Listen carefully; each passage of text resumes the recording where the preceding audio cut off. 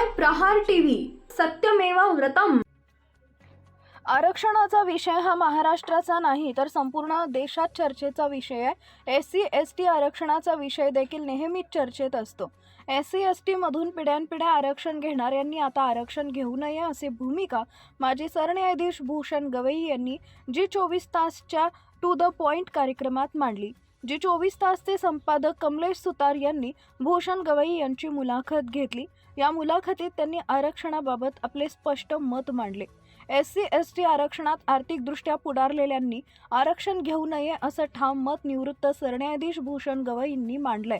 आरक्षणाच्या पिढ्यानपिढ्या लाभ घेणाऱ्यांनी आता थांबावं असं आवाहनही त्यांनी केलंय।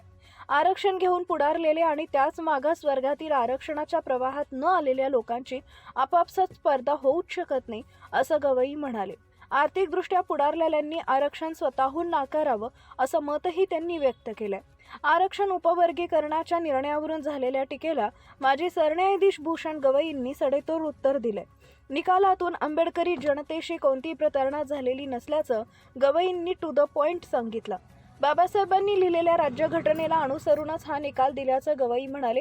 टीका करणाऱ्यांनी एकदा निकाल वाचावा असा सल्लाही त्यांनी दिलाय। उपवर्गीकरणाच्या निर्णयावरून वंचितचे नेते प्रकाश आंबेडकरांनी गवईंवर टीका केली होती, त्या टीकेला त्यांनी टू द पॉइंट उत्तर दिलंय।